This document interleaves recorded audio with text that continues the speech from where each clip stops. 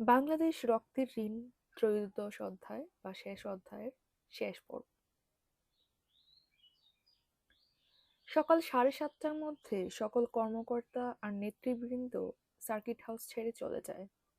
President জিয়ার লাশ তখনও বারান্দার মেঝেতে একইভাবে পড়ে থাকে। সার্কিট হাউসে মাত্র 2জন বেসামরিক অফিসারের তত্ত্বাবধানে প্রেসিডেন্টের লাশ রেখে তারা চলে যেতে পেরেছিল। কমিশনার সাইফুদ্দিন যাবার সময় লেফটেন্যান্ট কর্নেল মাহফুজ আর মাহতাব এবং এডিসি ক্যাপ্টেন মাজহারকে তার সঙ্গে নিয়ে যায়। তার বাসায় নিয়ে তাদেরকে তার স্ত্রীর হাতে তৈরি করা নাস্তা পরিবেশন করে। 1 ঘন্টা পরে 3জন বিদ্রোহী মেজর 12জন সিপাহী নিয়ে সার্কিট হাউসে এসে পৌঁছায়। ওই 3জন হচ্ছে মুজাফফর, শওকত আলী এবং রেজা। 2টি জিপ আর একটি আর্মি ভ্যানে করে তারা পূর্ণ অস্ত্রশস্ত্রে সজ্জিত হয়ে এখানে আসে।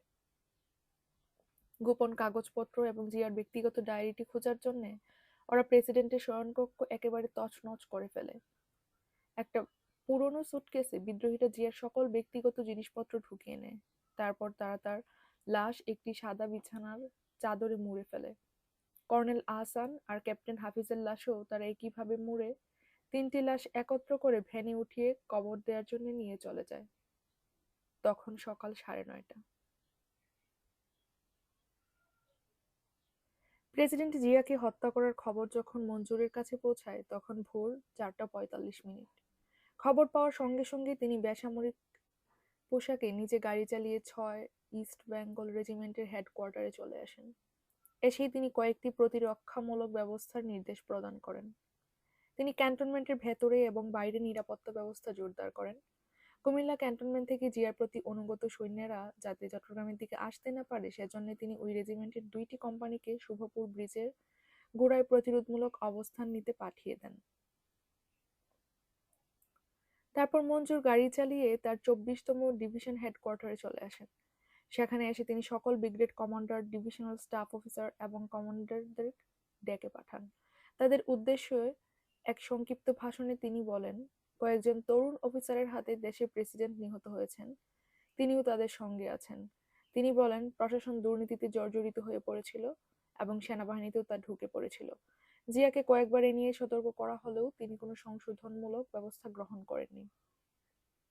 তারপর মঞ্জুর ঘোষণা করেন যে দুর্নীতি উচ্ছেদ এবং দেশে ইসলামী শাসন ব্যবস্থা কায়েমের জন্য একটি বিপ্লবী কাউন্সিল গঠন করা হয়েছে।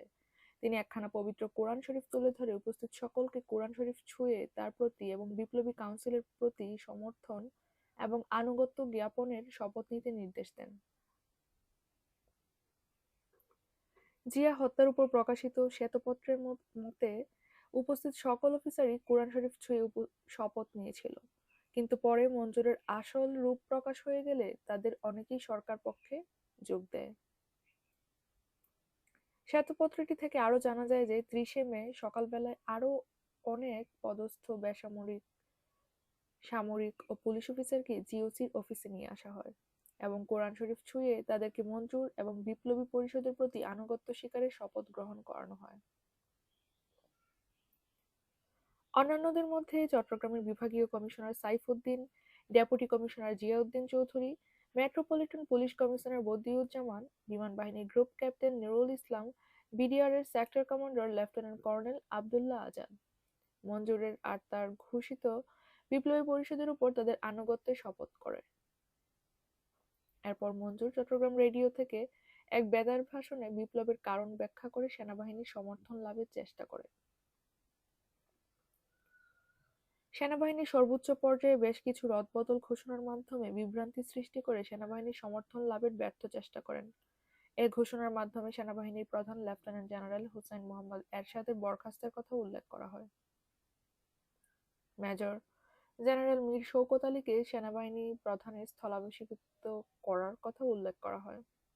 মেজর জেনারেল মীর শওকত আলী আর মেজর জেনারেল মইদুল হোসেনকে মিলিটারি যোগাযোগ সিস্টেমের মাধ্যমে বার্তা পাঠিয়ে তাদেরকে বিভ্রান্তিতে ফেলা হয়। বার্তার মধ্যে যোগাযোগ ব্যবস্থা পুনঃস্থাপিত হবার সঙ্গে সঙ্গেই আপনার সঙ্গে টেলিফোনে যোগাযোগ করা হবে। মঞ্জুর সিগন্যাল পাঠিয়ে বিমান বাহিনী, নৌবাহিনী, ঢাকার 46 পদাতিক ব্রিগেড, কুমিল্লার 33 পদাতিক ডিভিশন, যশোরের 55 পদাতিক ডিভিশন এবং বাংলাদেশ রাইফেলসের সমর্থন লাভের আবেদন জানান। তিনি বলেন যে দেশের বৃহত্তর স্বার্থ আর সংহতির প্রয়োজনে তাদের সহযোগিতা একান্ত প্রয়োজন। মঞ্জুরের সব আবেদনই ব্যর্থ হয়ে ফিরে আসে। বিপ্লবী পরিষদের কথা ঘোষণা করা হলেও প্রকৃতপক্ষে বিপ্লবী পরিষদ গঠন করা হয়নি। মেজর খালিদ পরে জানায় 11 সদস্য বিশিষ্ট একটি পরিষদ গঠন করার কথা ছিল। ঢাকার সমর্থন পাওয়ার পরই তা আনুষ্ঠানিকভাবে গঠন করা হতো বলে খালিদ মত প্রকাশ করে।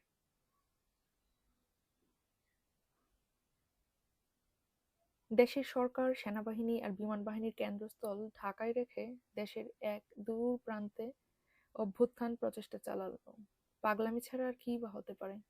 ঢাকায় কমান্ড্যান্ট স্টাফ কলেজ মঞ্জুরের হঠাৎ বদলির খবর আর ঠিক ওই মুহূর্তেই প্রেসিডেন্ট জিয়ার চট্টগ্রাম সফরের সুযোগ, এ দুটোই জিয়ার হত্যাকে ত্বরান্বিত করেছিল।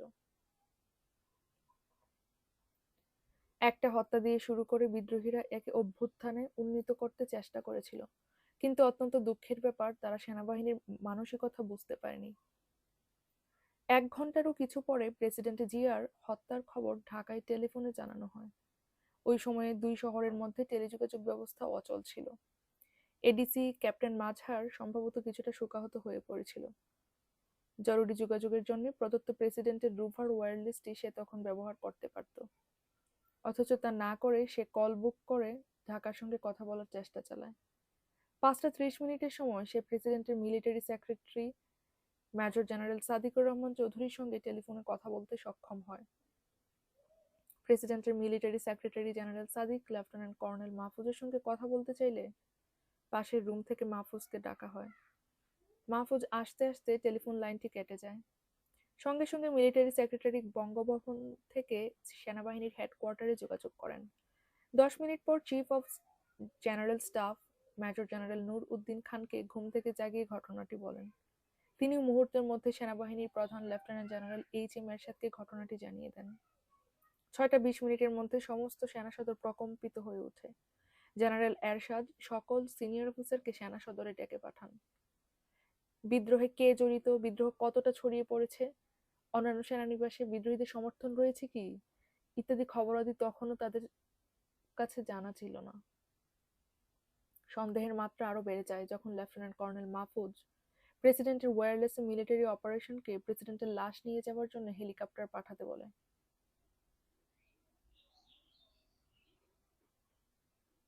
মাহফুজ যখন কথা বলে তখন সকাল সময় 7টা। মাহফুজ প্রেসিডেন্টের লাশ নেওয়ার জন্য সেনাবাহিনীর প্রধান, স্বরাষ্ট্রমন্ত্রী এবং প্রেসিডেন্টের মিলিটারি সেক্রেটারিকে হেলিকপ্টার আসতে বলে হেলিকপ্টারকে সার্কিট হাউসে অবতরণ করতে জানিয়ে দেয়। আসলে 25 মে কর্নেল মতির সঙ্গে ঢাকায় মাহফুজের যে আলোচনা হয়েছিল সেই আলোচনা মাফিক তাদেরকে চট্টগ্রামে এনে জিম্মি করার চেষ্টা চালিয়েছিল সে। কিন্তু সেনা সদর তা আঁচ করতে পেরে মাহফুজের ওই অনুরোধ প্রত্যাখ্যান করে। 30 মে জেনারেল এরশাদ একটি গুরুত্বপূর্ণ পদক্ষেপ গ্রহণ করেন।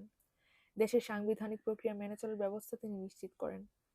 প্রেসিডেন্টে তো নিহত হয়েছেন, এখন সংবিধান অনুযায়ী ভাইস প্রেসিডেন্ট দায়িত্বভার গ্রহণ করবেন। শাসনতন্ত্রকে মেনে চলার সিদ্ধান্ত নিয়ে জেনারেল এরশাদ সেনাবাহিনী এবং দেশকে তাদের কর্তব্যের প্রতি একটি পরিষ্কার দিক নির্দেশ করলেন। সর্বত্রই তা স্বতঃস্ফূর্তভাবে সমাদৃত হয়। চট্টগ্রাম এলাকাতে ভুল পথে পরিচালিত সৈন্য এবং অফিসাররাও তাদের ভুল বুঝতে পেরে তাদের বিদ্রোহের জবনিকা টানে।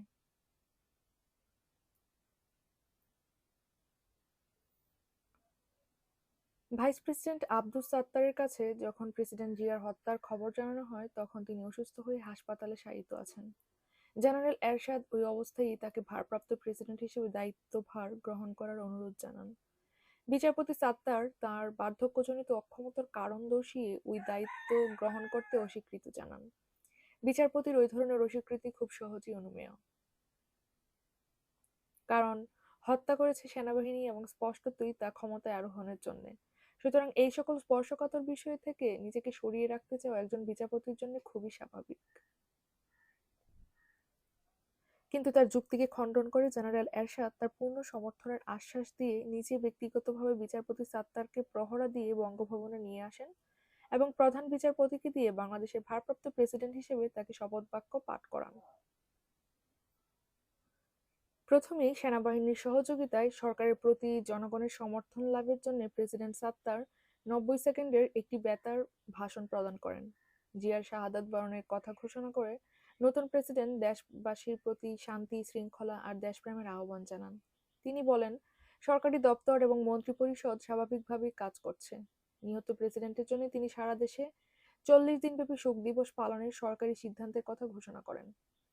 প্রতিবেশী দেশ ভারতের সান্ত্বনার জন্য বাংলাদেশ তার সকল আঞ্চলিক ও আন্তর্জাতিক চুক্তিমালা মেনে চলবে বলে প্রেসিডেন্ট সাত্তার পুনরায় দৃঢ় কণ্ঠে ঘোষণা দেন। তারপর তিনি বলেন, সরকারের তরফ থেকে শীঘ্রই আপনাদেরকে পরিস্থিতির পূর্ণ বিবরণ জানানো হবে। এর কিছুক্ষণের মধ্যেই মন্ত্রিপরিষদে বৈঠক আহ্বান করা হয়।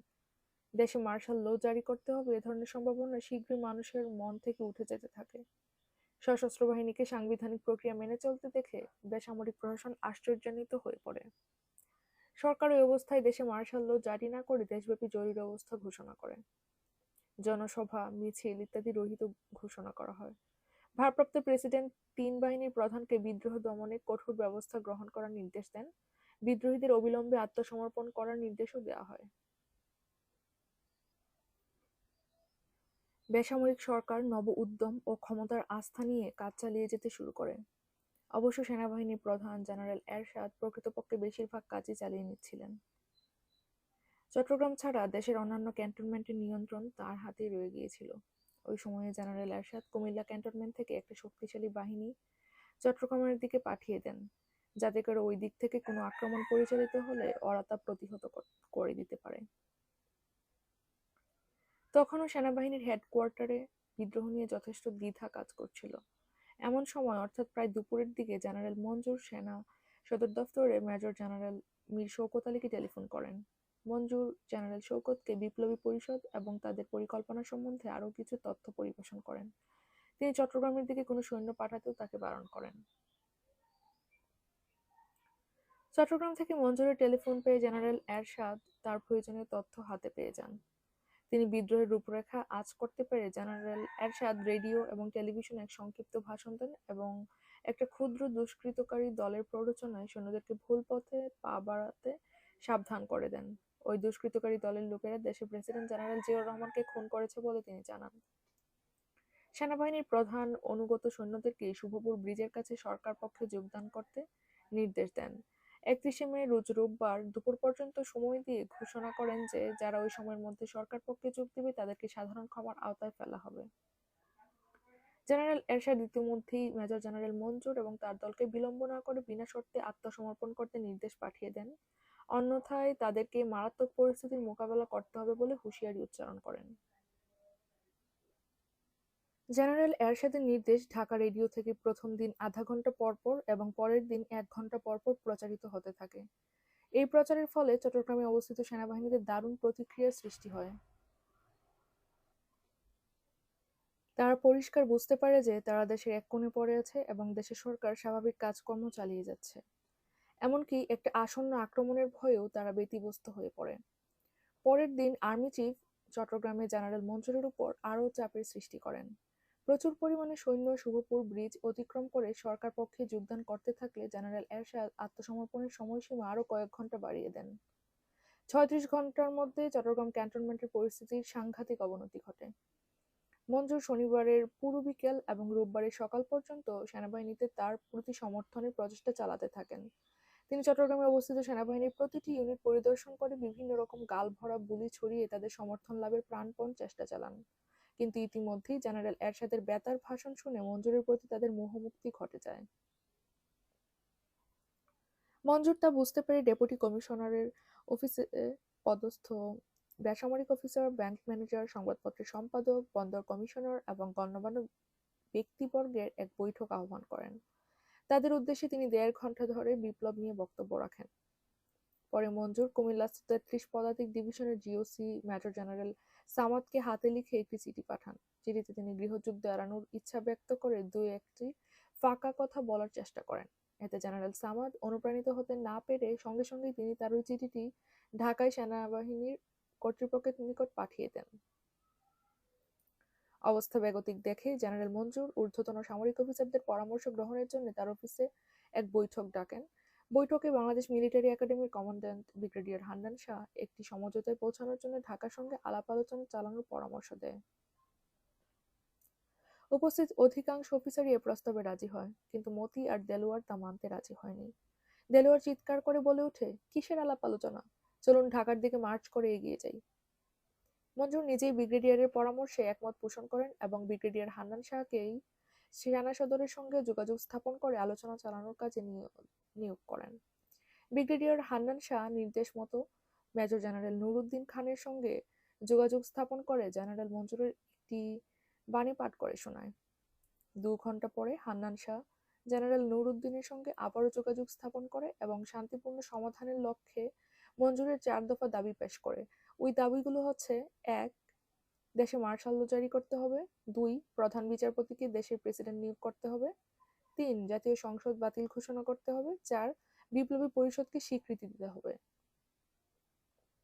মেজর জেনারেল নূর উদ্দিন খান অন্যদিক থেকে জানিয়েছিলেন যে সরকার বিনা শর্তে আত্মসমর্পণ ছাড়া আর কিছুই গ্রহণ করতে রাজি নহেন। বিপ্লবী বিরোধী প্রচারণাও চলতে থাকবে বলে তিনি জানিয়ে দেন। লেফটেন্যান্ট কর্নেল মতি এতে ক্ষেপে যান এবং সরকারি সৈন্যের উপর গুলি চালাতে চেষ্টা করেন। মঞ্জুর তার অনুরোধ প্রত্যাখ্যান করেন এবং তাকে বুঝিয়ে ঠান্ডা করেন। মধ্যরাত পর্যন্ত টেলিফোনে আলোচনা চলতে থাকে। তখনও chief of general staff major general Nur Uddin Khan বিনা শর্তে আত্মসমর্পণের জন্য বিদ্রোহীদের উপর চাপ দিতে থাকেন। পরিশেষে রাত 1টায় মঞ্জুর ব্যক্তিগতভাবে জেনারেল নুর উদ্দিনের সঙ্গে কথা বলতে শুরু করেন। কথোপকথনে অত্যন্ত সংক্ষিপ্ত হয়, কিন্তু এতে কি বেরিয়ে আসে তা জানা না গেলেও টেলিফোনে আলাপরত অবস্থায় মঞ্জুরকে সম্পূর্ণভাবে বিপর্যস্ত দেখায়। তিনি অত্যন্ত শান্তভাবে অফিসারদেরকে তাদের ব্রিগেডে ফিরে যেতে নির্দেশ দেন। তারপর মেজর মুজাফফর আর রাজাকে সঙ্গে নিয়ে বিদ্রোহের নেতা তার গাড়িতে ওঠেন এবং বাসার দিকে রওনা দেন।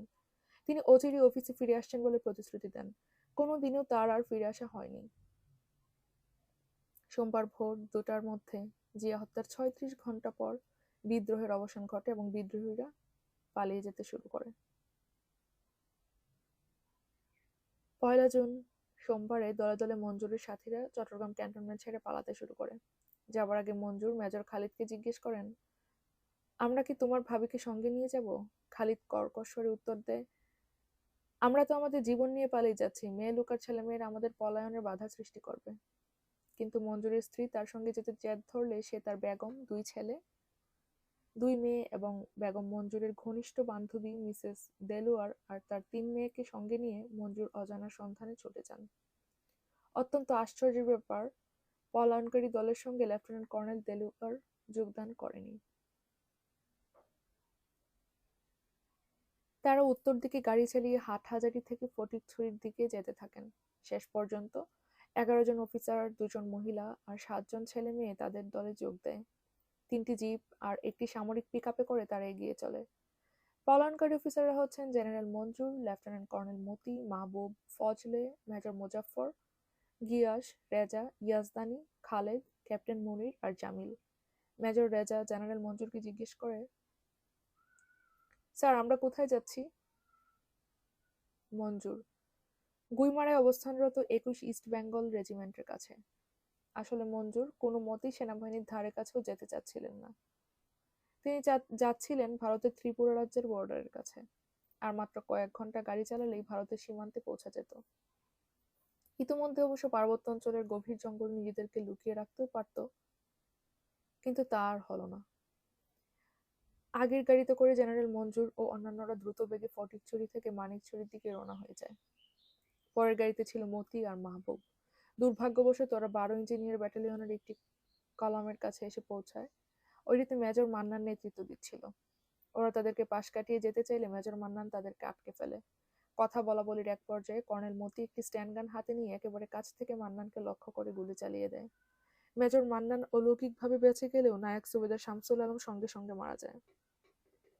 ইঞ্জিনিয়ার ব্যাটালিয়ন পাল্টা গুলি চালিয়ে দিলে মতি ও মাহবুব সেখানে নিহত হয়। ক্যাপ্টেন মুনির বন্দী হয় এবং মেজর মুজাফফর যেভাবেই হোক পালিয়ে যেতে সক্ষম হয়। গুলির আওয়াজ শুনতে পেয়ে জেনারেল মঞ্জুর তার গাড়ির গতি অন্যদিকে ফিরিয়ে দেন। মাইল 2-1 যাবার পরই মঞ্জুর গাড়ি থেকে নেমে তার স্ত্রী ও সন্তানাদি, দেলোয়ারের স্ত্রী ও সন্তানাদি এবং মেজর গিয়াস আর রাজাকে সঙ্গে নিয়ে খামার উপজাতীয় এলাকার গ্রামের পথ ধরে পায়ে হেঁটে এগিয়ে যেতে থাকেন। প্রচণ্ড খরা রোদের মধ্য দিয়ে সারা সকাল ও দুপুর তারা পায়ে হেঁটে চলতে থাকেন। মাঝে মধ্যে পানির জন্য এবং একটুখানি বিশ্রামের জন্য এখানে সেখানে তারা যাত্রা বিরতি করেন। এশিয়া টি গার্ডেনে পৌঁছাতে বিকেল 2:30 বেজে যায়। তখন তারা অত্যন্ত ক্লান্ত এবং অবসন্ন। চা বাগানের এক কুলি মনোমিয়ার ঘরে মঞ্জুর আশ্রয় গ্রহণ করেন। সকলেই তখন পেটের ক্ষুধায় অস্থির। ক্ষুধার যন্ত্রণা নিবৃত্তির জন্য জেনারেল সহ সকলেই ওই কুলির ঘরে সামান্য কিছু খেয়ে নিতে বসে পড়েন। কিন্তু বিধি তাদের বাম, খাওয়া আর হলো না। বাড়ির চতুর্দিক সশস্ত্র পুলিশ ঘিরে ফেলে। মঞ্জুরের হাতে তখন একটি এসএমজি ছিল, কিন্তু অবস্থা বেগতিক দেখে যুদ্ধ ছাড়াই জেনারেল মঞ্জুর পুলিশের কাছে আত্মসমর্পণ করেন। পুলিশ জেনারেলের প্রতিবাদ সত্ত্বেও তাকে ক্যাপ্টেন এমদাদের হাতে সোপর্দ করে। ক্যাপ্টেন এমদাদ মঞ্জুরের হাত পা আর চোখ বেঁধে তাকে ধাক্কিয়ে নিয়ে তার জিপে তোলে। সরকারি শ্বেতপত্রের মতে ক্যাপ্টেন এমদাদ ভিআইপি হাউসের দিকে মঞ্জুরকে নিয়ে যাবার সময় একদল সশস্ত্র সৈন্য জেনারেলকে জোর করে গাড়ি থেকে নামিয়ে ফেলে এবং খুনি খুনি বলে চিৎকার করতে থাকে। এক পর্যায়ে তাদের মধ্য থেকে একজনের মাত্র একটি গুলির আঘাতে জেনারেলের মাথায় এক বিরাট ছিদ্র হয়ে যায়। মঞ্জুরের দেহ হুমড়ি খেয়ে একটি ড্রেনে যেয়ে পড়ে এবং সঙ্গে সঙ্গে তিনি নিহত হন। অত্যন্ত পরিতাপের বিষয়, জেনারেল মঞ্জুর আর তার ভাগ্নে কর্নেল মাহবুবের লাশ কেউ দাবি করেনি। সৈনিকদের আপত্তি থাকা সত্ত্বেও তাদেরকে চট্টগ্রাম ক্যান্টনমেন্ট কবরস্থানের দুটি ছিন্নবিহীন কবরে সমাহিত করা হয়। 1 জুন সোমবার সকালের মধ্যেই বিদ্রোহের অবসান ঘটে। তারপর থেকেই বেসামরিক ও সামরিক কর্তৃপক্ষ প্রেসিডেন্ট জিয়ার লাশ হন্যে হয়ে খুঁজতে শুরু করে। প্রেসিডেন্ট জিয়া এবং তার দুই সহকারী লেফটেন্যান্ট কর্নেল আহসান আর ক্যাপ্টেন হাফিজের লাশ সার্কিট হাউস থেকে উঠিয়ে 2 দিন আগে মেজর মুজাফফর আর শওকত আলীর নেতৃত্বে কবর দেওয়ার জন্য নিয়ে যেতে দেখা যায়। চট্টগ্রাম থেকে 17 মাইল দূরে রাঙ্গুনিয়াস্থ ইঞ্জিনিয়ারিং কলেজের আশেপাশে কোথাও তাদের কবর দেওয়া হয়েছে বলে আন্দাজ করা হয়, কারণ লাশ সহ আর্মির গাড়িগুলো কাপ্তাই রুট ধরে ওদিকেই যেতে দেখা গেছে। 30 মে 1:30টার দিকে লাশ তিনটি নিয়ে কলেজের এলাকার দিকে এগিয়ে যাওয়ার সময় মোহাম্মদ বশির নামে একজন ছাত্র দেখতে পায়। সেনাবাহিনীর গাড়ি যেতে দেখে তার সন্দেহ জাগে। সে তার গতিবিধি লক্ষ্য করে। পাশের একটি বাজার থেকে 3 জন দিনমজুর নিয়ে নিকটবর্তী পাথরঘাটা গ্রামের দিকে যেতে দেখে। গ্রামের কাছে ছোট পাহাড়ের নিচে মজুরদেরকে নিয়ে তারা একটি গর্ত খুঁড়তে শুরু করে। বশির কাছে গিয়ে ব্যাপারটি ভালো করে দেখতে চেষ্টা করলে সৈন্যরা তাকে সেখান থেকে দূরে তাড়িয়ে দেয়। বশির পাশের একটা পাহাড়ের আড়ালে লুকিয়ে থেকে সবকিছু অবলোকন করে। বশিরের মতে কবর খুঁড়ে সৈন্যরা 3টি লাশ একত্রে গাদাগাদি করে কবরের পাশে রাখে। তারপর নিহতদের জানাজার নামাজ পড়ানোর জন্য পাশের এক দরগা থেকে একজন ইমাম ডেকে নিয়ে আসে। প্রচলিত নিয়মকানুন পালন না করেই লাশগুলোকে তড়িঘড়ি করে কবরস্থ করে তারা। বশির 2 দিন ধরে এই সত্যটি গোপন রাখে। তারপর 1 জুন যখন সে বিদ্রোহের দমনের খবর পায়, সে তখন দৌড়ে গিয়ে রাঙ্গুনিয়া পুলিশ স্টেশনে খবরটি জানিয়ে দেয়। বশির একজন সাব ইন্সপেক্টরের নেতৃত্বে একদল পুলিশ নিয়ে সেখানে যায় এবং কবর খুঁড়তে শুরু করে। তারা কবর খুঁড়ে আশ্চর্যের সঙ্গে লক্ষ্য করে যে মাত্র একটি সাদা বিছানার চাদরে মোড়া 3টি লাশ কবরে পড়ে আছে। তাদেরই একজন প্রেসিডেন্ট জেনারেল জিয়াউর রহমান।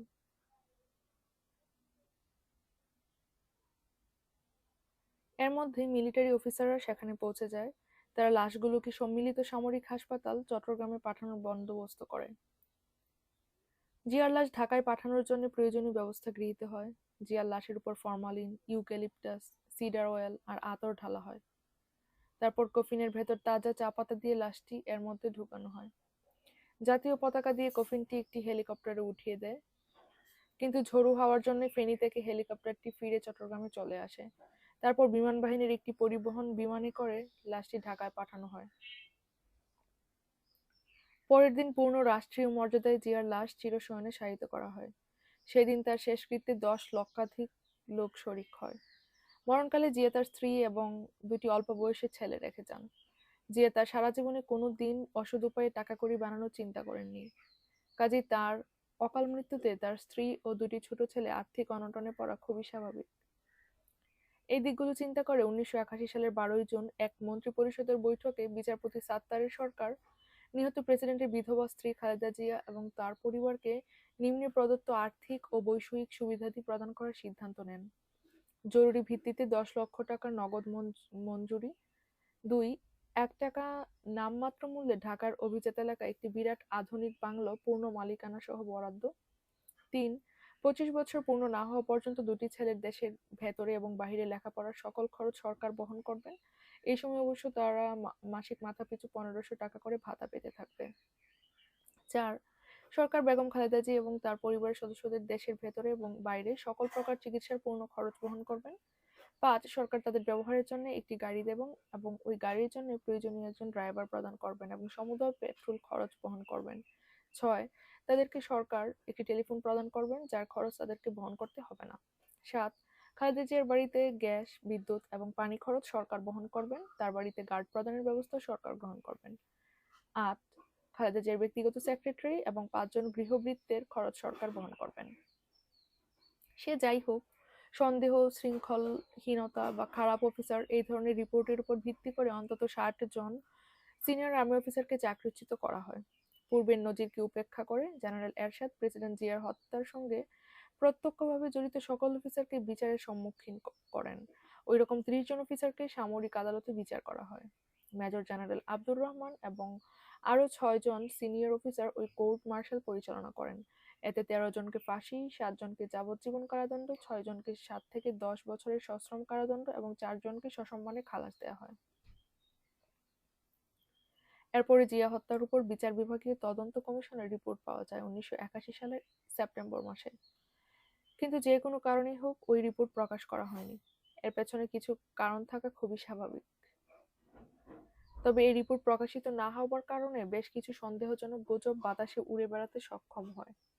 আর ওইসব গুজব ক্ষমতার সিঁড়িতে সম্ভাব্য নির্দোষ প্রতিযোগীদের সাক্ষী দিতে ম্লান করতে পেরেছিল, এতে কোনো সন্দেহ নেই। সব কথার পরেও আর একটা কথা থেকে যায়, তা হচ্ছে দুরভিসন্ধির কথা।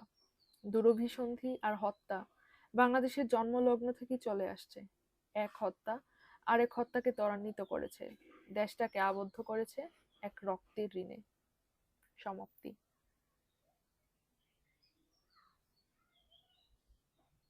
পরবর্তীতে পুরো বইটির একটি রিভিউ প্রকাশ করা হবে, আশা করছি চাইলে চোখ রাখতে পারেন।